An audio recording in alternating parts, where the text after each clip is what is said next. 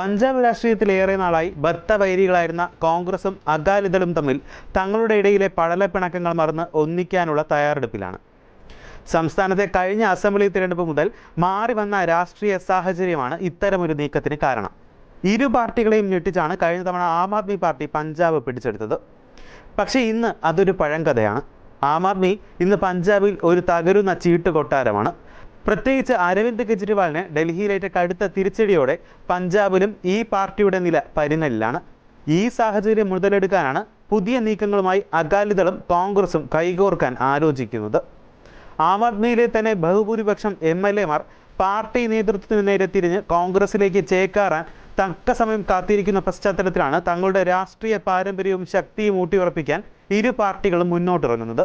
പ്രത്യേകിച്ചും നിലവിലെ കേന്ദ്രമന്ത്രിസഭയിൽ നരേന്ദ്രമോദി 5 കൊല്ലം മുഴുവിപ്പിക്കാൻ സാധ്യതയില്ലെന്ന ചിന്തയും ഇത്തരം നീക്കങ്ങൾക്ക് പിന്നിലുണ്ട്. പഞ്ചാബിൽ കോൺഗ്രസിന്റെ ശക്തി പിന്നാക്ക ഹിന്ദു വിഭാഗങ്ങളുടെ ഇടയിലാണെങ്കിൽ ജനസംഖ്യയിൽ പ്രാമുഖ്യമുള്ള സിഖുകാരെയും കൂട്ടി ഒരു മുന്നണി രൂപീകരിക്കാൻ സാധ്യതയുണ്ടെങ്കിൽ പഞ്ചാബ് സഖ്യകക്ഷികൾ തൂത്തുവാരും എന്നാണ് കണക്കുകൂട്ടൽ. ഡൽഹി നിയമസഭാ തെരഞ്ഞെടുപ്പിൽ പൊട്ടിപ്പൊളിഞ്ഞ ആം ആദ്മിയുടെ അവസാനത്തെ പിടിവള്ളി നിലവിലെ സാഹചര്യത്തിൽ പഞ്ചാബാണ്. കഴിഞ്ഞ ദിവസം കെജ്രിവാൾ വിളിച്ച യോഗത്തിൽ പങ്കെടുത്തെങ്കിലും പാർട്ടി അംഗങ്ങളും പകുതിയിലേറെ MLA-മാരും രാജ്യഭീഷണി മുഴക്കി ആം ആദ്മി വിടാനുള്ള ഒരുക്കത്തിലാണ്.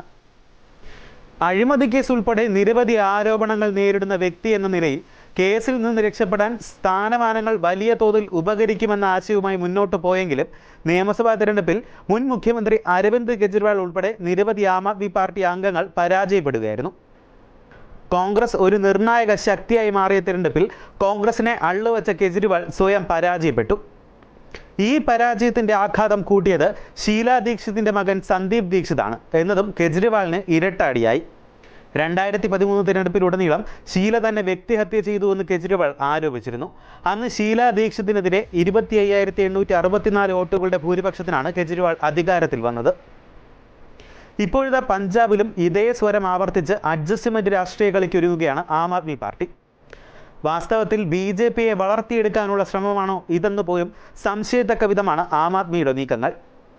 1980-ൽ BJP രൂപീകരിച്ചതിന് പിന്നാലെ ആദ്യമായി ആ പാർട്ടിയുമായി സഖ്യത്തിലേർപ്പെട്ടത് ശിരോമണി അകാലിദൾ ആയിരുന്നു. എന്നാൽ ഏകപക്ഷീയമായി മോദി സർക്കാർ കൊണ്ടുവന്ന കർഷക നിയമങ്ങളാണ് ശിരോമണി അകാലിദളിനെ BJP NDA സഖ്യത്തിൽ നിന്നും അകറ്റിയത്.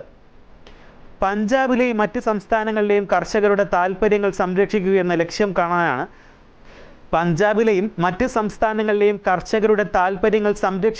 ലക്ഷ്യം കാണാനാണ് അകാലിദൾ കേന്ദ്രമന്ത്രി സ്ഥാനം പോലും ത്യജിച്ച് NDA-യിൽ നിന്ന് പുറത്തു വന്നത്.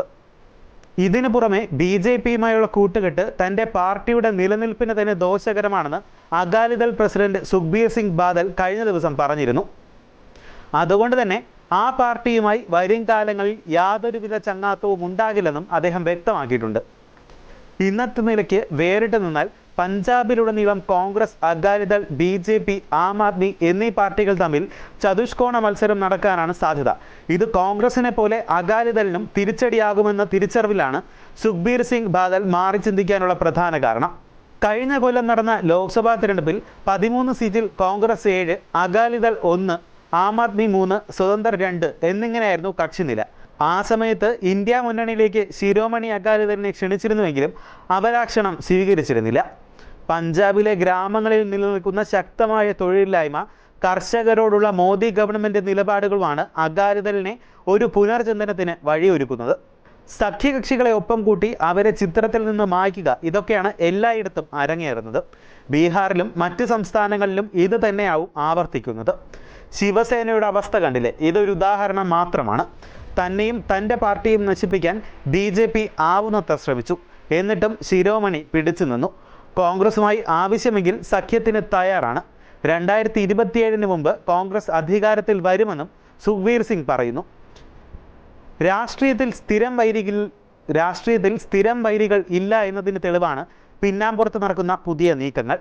ഇത്തരമൊരു സഖ്യം രൂപീകരിക്കപ്പെട്ടാൽ ദേശീയ തലത്തിൽ തന്നെ കോൺഗ്രസിൻ്റെ ഒരു വലിയ തിരിച്ചുവരവിന് സാധ്യതയേറും.